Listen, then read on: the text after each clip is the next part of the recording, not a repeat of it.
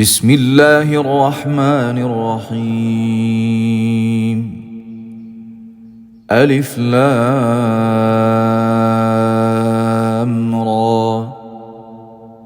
كتاب أحكمت آياته ثم فصلت من لدن حكيم خبير. ألا تعبدوا إلا الله إنني لكم منه نذير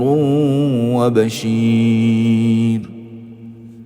وأن استغفروا ربكم ثم توبوا إليه يمتعكم متاعا حسنا إلى أجل مسمى ويؤت كل ذي فضل فضله وإن تولوا فإني أخاف عليكم عذاب يوم كبير. إلى الله مرجعكم وهو على كل شيء قدير. ألا إنهم يثنون صدورهم ليستخفوا منه ألا حين يستغشون ثيابهم يعلم ما يسرون وما يعلنون إنه عليم بذات الصدور. وما من دابة في الأرض إلا على الله رزقها ويعلم مستقرها ومستودعها كل في كتاب مبين. وهو الذي خلق السماوات والأرض في 6 أيام وكان عرشه على الماء ليبلوكم أيكم أحسن عملا. ولئن قلت إنكم مبعوثون من بعد الموت ليقولن الذين كفروا إن هذا إلا سحر مبين. ولئن أخرنا عنهم العذاب إلى أمة معدودة ليقولن ما يحبسه ألا يوم يأتيهم ليس مصروفا عنهم وحاق بهم ما كانوا به يستهزئون. ولئن أذقنا الإنسان منا رحمة ثم نزعناها منه إنه ليئوس كفور. ولئن أذقناه نعماء بعد ضراء مسته ليقولن ذهب السيئات عني إنه لفرح فخور. إلا الذين صبروا وعملوا الصالحات أولئك لهم مغفرة وأجر كبير. فلعلك تارك بعض ما يوحى إليك وضائق به صدرك أن يقولوا لولا أنزل عليه كنز أو جاء معه ملك إنما أنت نذير والله على كل شيء وكيل. أم يقولون افتراه قل فأتوا ب10 سور مثله مفتريات وادعوا من استطعتم من دون الله إن كنتم صادقين. فإن لم يستجيبوا لكم فاعلموا أنما أنزل بعلم الله وأن لا إله إلا هو فهل أنتم مسلمون. من كان يريد الحياة الدنيا وزينتها نوف إليهم أعمالهم فيها وهم فيها لا يبخسون. أولئك الذين ليس لهم في الآخرة إلا النار وحبط ما صنعوا فيها وباطل ما كانوا يعملون أفمن كان على بينة من ربه ويتلوه شاهد منه ومن قبله كتاب موسى إماما ورحمة أولئك يؤمنون به ومن يكفر به من الأحزاب فالنار موعده فلا تك في مرية منه إنه الحق من ربك ولكن أكثر الناس لا يؤمنون ومن أظلم ممن افترى على الله كذبا أولئك يعرضون على ربهم ويقول الأشهاد هؤلاء الذين كذبوا على ربهم ألا لعنة الله على الظالمين الذين يصدون عن سبيل الله ويبغونها عوجا وهم بالآخرة هم كافرون أولئك لم يكونوا معجزين في الأرض وما كان لهم من دون الله من أولياء يضاعف لهم العذاب ما كانوا يستطيعون السمع وما كانوا يبصرون أولئك الذين خسروا أنفسهم وضل عنهم ما كانوا يفترون لا جرم أنهم في الآخرة هم الأخسرون إن الذين آمنوا وعملوا الصالحات وأخبتوا إلى ربهم أولئك أصحاب الجنة هم فيها خالدون مثل الفريقين كالأعمى والأصم والبصير والسميع هل يستويان مثلاً أفلا تذكرون ولقد أرسلنا نوحا إلى قومه إني لكم نذير مبين ألا تعبدوا إلا الله إني أخاف عليكم عذاب يوم أليم فقال الملأ الذين كفروا من قومه ما نراك إلا بشرا مثلنا وما نراك اتبعك إلا الذين هم أراذلنا بادي الرأي وما نرى لكم علينا من فضل بل نظنكم كاذبين قال يا قوم أرأيتم إن كنت على بينة من ربي وآتاني رحمة من عنده فعميت عليكم أنلزمكموها وأنتم لها كارهون ويا قوم لا أسألكم عليه مالا إن أجري إلا على الله وما أنا بطارد الذين آمنوا إنهم ملاقو ربهم ولكني أراكم قوما تجهلون ويا قوم من ينصرني من الله إن طردتهم أفلا تذكرون ولا أقول لكم عندي خزائن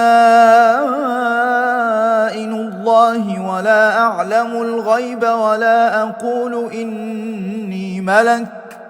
ولا أقول للذين تزدري أعينكم لن يؤتيهم الله خيرا،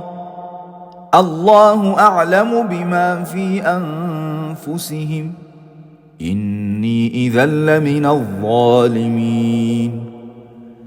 قالوا يا نوح قد جادلتنا فأكثرت جدالنا فأتنا بما تعدنا إن كنت من الصادقين. قال إنما يأتيكم به الله إن شاء وما أنتم بمعجزين، ولا ينفعكم نصحي إن أردت أن أنصح لكم إن كان الله يريد أن يغويكم، هو ربكم وإليه ترجعون. أم يقولون افتراه، قل إن افتريته فعلي إجرامي وأنا بريء مما تجرمون. وأوحي إلى نوح أنه لن يؤمن من قومك إلا من قد آمن فلا تبتئس بما كانوا يفعلون. واصنع الفلك بأعيننا ووحينا ولا تخاطبني في الذين ظلموا إنهم مغرقون. ويصنع الفلك وكلما مر عليه ملأ من قومه سخروا منه، قال إن تسخروا منا فإنا نسخر منكم كما تسخرون. فسوف تعلمون من يأتيه عذاب يخزيه ويحل عليه عذاب مقيم. حتى إذا جاء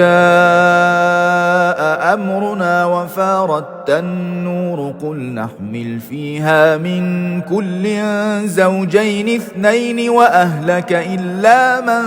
سبق عليه القول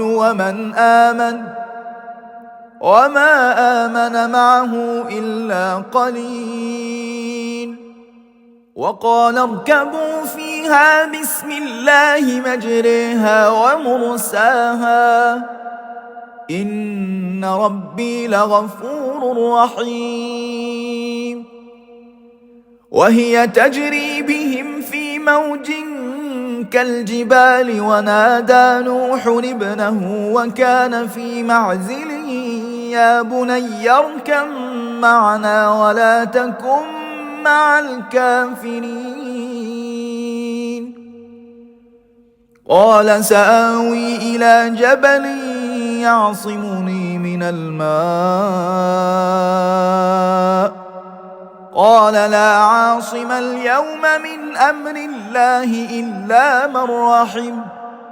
وحال بينهما الموج فكان من المغرقين. وقيل يا أرض ابلعي ماءك ويا سماء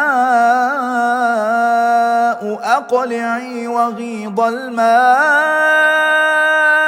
وقضي الأمر واستوت على الجودي.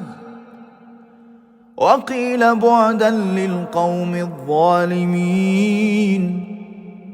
ونادى نوح ربه فقال رب إن ابني من أهلي وإن وعدك الحق وأنت أحكم الحاكمين. قال يا نوح إنه ليس من أهلك إنه عمل غير صالح فلا تسألني ما ليس لك به علم إني أعظك أن تكون من الجاهلين. قال رب إني أعوذ بك أن أسألك ما ليس لي به علم وإلا تغفر لي وترحمني أكن من الخاسرين. قيل يا نوح اهبط بسلام منا وبركات عليك وعلى ممن معك وأمم سنمتعهم ثم يمسهم منا عذاب أليم تلك من أنباء الغيب نوحيها إليك ما كنت تعلمها أنت ولا قومك من قبل هذا فاصبر إن العاقبة للمتقين وإلى عاد أخاهم هودا قال يا قوم اعبدوا الله ما لكم من إله غيره إن أنتم إلا مفترون يا قوم لا أسألكم عليه أجرا إن أجري إلا على الذي فطرني أفلا تعقلون ويا قوم استغفروا ربكم ثم توبوا إليه يرسل السماء عليكم مدرارا ويزدكم قوة إلى قوتكم ولا تتولوا مجرمين قالوا يا هود ما جئتنا ببينة وما نحن بتاركي آلهتنا عن قولك وما نحن لك بمؤمنين إن نقول إلا اعتراك بعض آلهتنا بسوء قال إني أشهد الله واشهدوا أني بريء مما تشركون من دونه فكيدوني جميعا ثم لا تنظرون إني توكلت على الله ربي وربكم ما من دابة إلا هو آخذ بناصيتها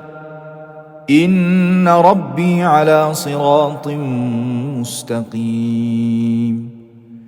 فإن تولوا فقد أبلغتكم ما أرسلت به إليكم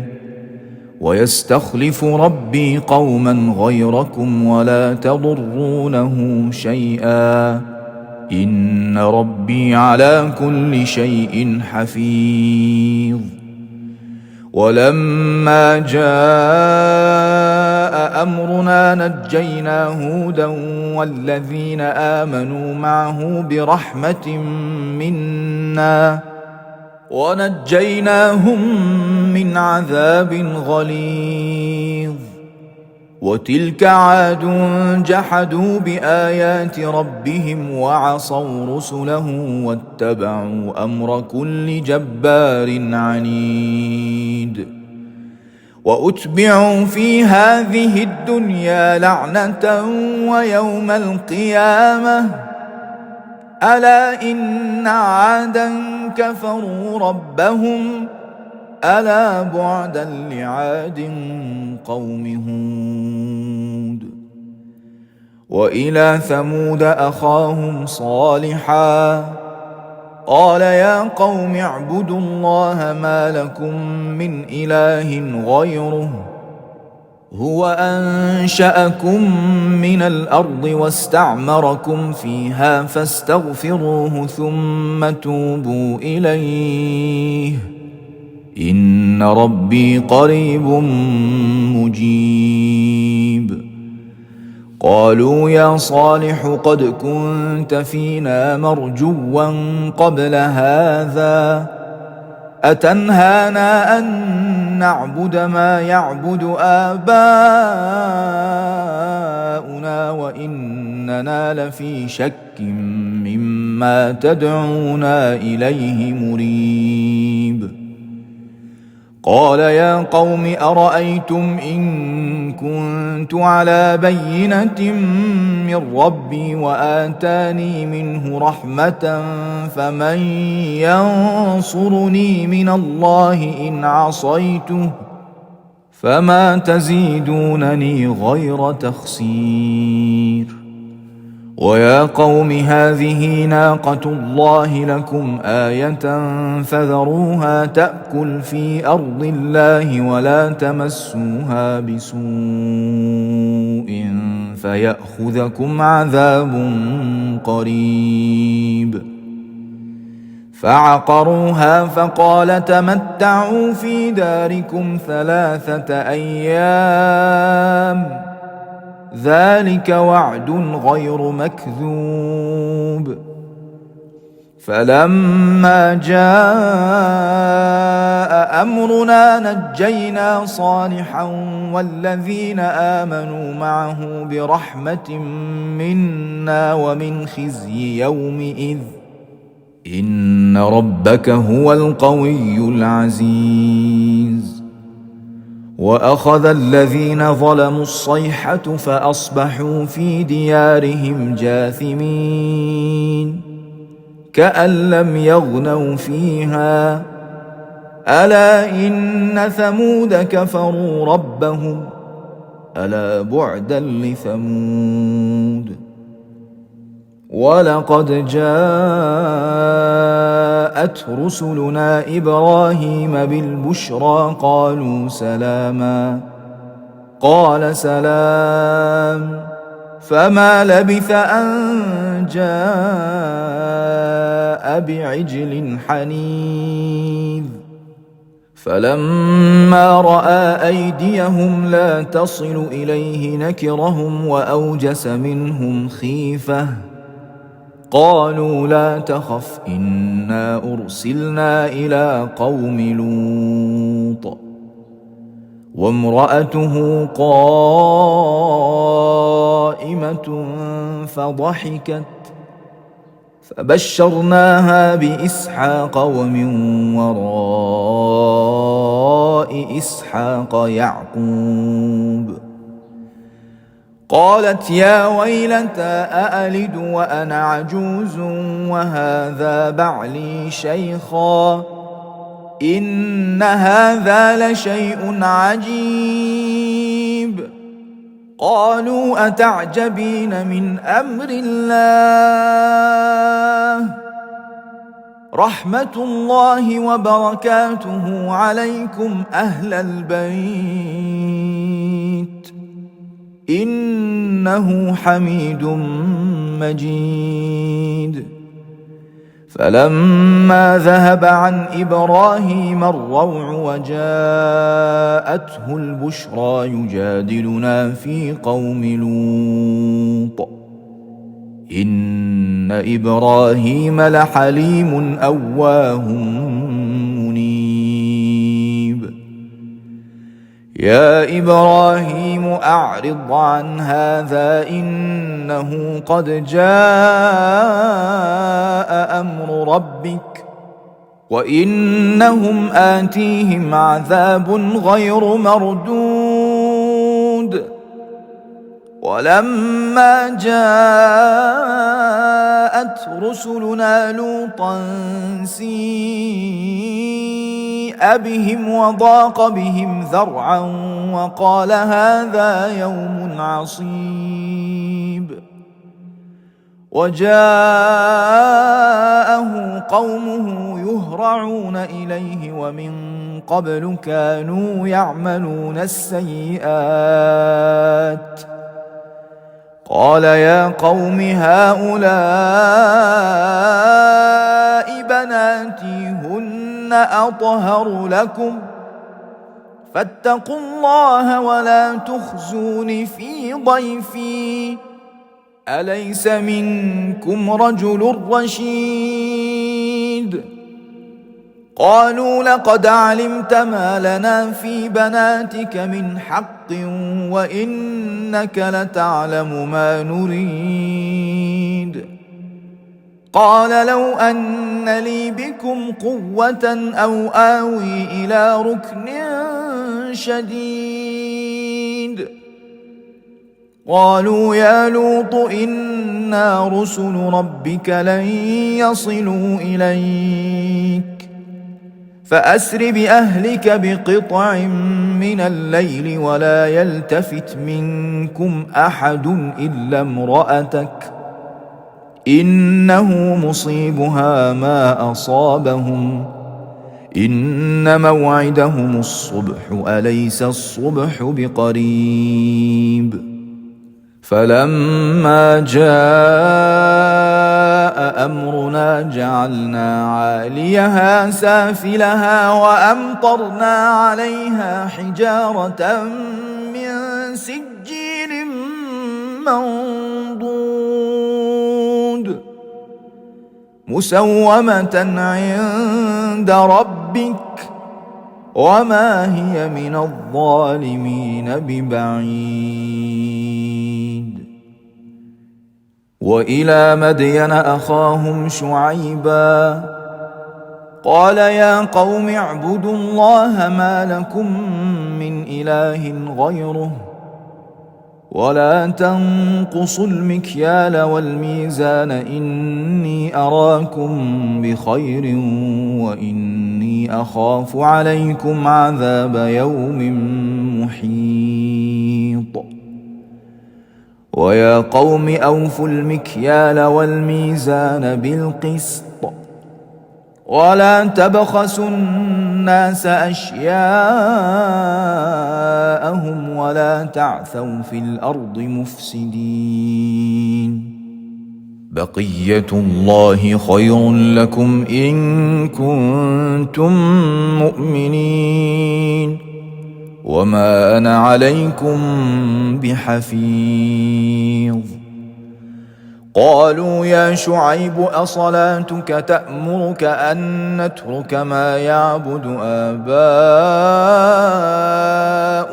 أو أن نفعل في أموالنا ما نشاء إنك لأنت الحليم الرشيد قال يا قوم أرأيتم إن كنت على بينة من ربي ورزقني منه رزقا حسنا وما أريد أن أخالفكم إلى ما أنهاكم عنه إن أريد إلا الإصلاح ما استطعت وما توفيقي إلا بالله عليه توكلت وإليه أنيب ويا قوم لا يجرمنكم شقاقي أن يصيبكم مثل ما أصاب قوم نوح أو قوم هود أو قوم صالح وما قوم لوط منكم ببعيد واستغفروا ربكم ثم توبوا إليه إن ربي رحيم ودود قالوا يا شعيب ما نفقه كثيرا مما تقول وإنا لنراك فينا ضعيفا ولولا رهطك لرجمناك وما أنت علينا بعزيز قال يا قوم أرهطي أعز عليكم من الله واتخذتموه وراءكم ظهريا إن ربي بما تعملون محيط ويا قوم اعملوا على مكانتكم إني عامل سوف تعلمون من يأتيه عذاب يخزيه ومن هو كاذب وارتقبوا إني معكم رقيب ولما جاء أمرنا نجينا شعيبا والذين آمنوا معه برحمة منا وأخذت الذين ظلموا الصيحة فأصبحوا في ديارهم جاثمين كأن لم يغنوا فيها ألا بعدا لمدين كما بعدت ثمود ولقد أرسلنا موسى بآياتنا وسلطان مبين إلى فرعون وملئه فاتبعوا أمر فرعون وما أمر فرعون برشيد يقدم قومه يوم القيامة فأوردهم النار وبئس الورد المورود وأتبعوا في هذه لعنة ويوم القيامة بئس الرفد المرفود ذلك من أنباء القرى نقصه عليك منها قائم وحصيد وما ظلمناهم ولكن ظلموا أنفسهم فما أغنت عنهم آلهتهم التي يدعون من دون الله من شيء لما جاء أمر ربك وما زادوهم غير تتبيب وكذلك أخذ ربك إذا أخذ القرى وهي ظالمة إن أخذه أليم شديد إن في ذلك لآية لمن خاف عذاب الآخرة ذلك يوم مجموع له الناس وذلك يوم مشهود وما نؤخره إلا لأجل معدود يوم يأتي لا تكلم نفس إلا بإذنه فمنهم شقي وسعيد فأما الذين شقوا ففي النار لهم فيها زفير وشهيق خالدين فيها ما دامت السماوات والأرض إلا ما شاء ربك إن ربك فعال لما يريد وأما الذين سعدوا ففي الجنة خالدين فيها ما دامت السماوات والأرض إلا ما شاء ربك عطاء غير مجذوذ فلا تك في مرية مما يعبد هؤلاء ما يعبدون إلا كما يعبد آباؤهم من قبل وإنا لموفوهم نصيبهم غير منقوص ولقد آتينا موسى الكتاب فاختلف فيه ولولا كلمة سبقت من ربك لقضي بينهم وإنهم لفي شك منه مريب وإن كلا لما ليوفينهم ربك أعمالهم إنه بما يعملون خبير فاستقم كما أمرت ومن تاب معك ولا تطغوا إنه بما تعملون بصير. ولا تركنوا إلى الذين ظلموا فتمسكم النار وما لكم من دون الله من أولياء ثم لا تنصرون. وأقم الصلاة طرفي النهار وزلفا من الليل إن الحسنات يذهبن السيئات ذلك ذكرى للذاكرين. واصبر فإن الله لا يضيع أجر المحسنين.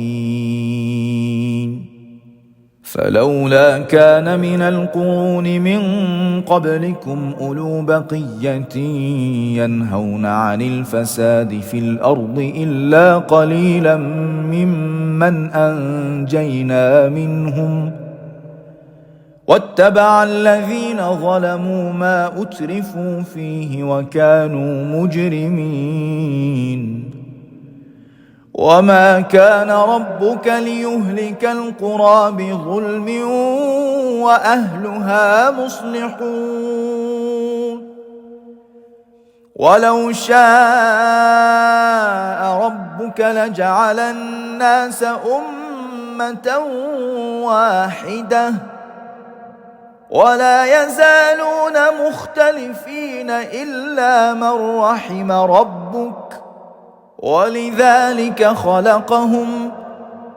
وتمت كلمة ربك لأملأن جهنم من الجنة والناس أجمعين. وكلا نقص عليك من أنباء الرسل ما نثبت به فؤادك وجاءك في هذه الحق وموعظة وذكرى للمؤمنين.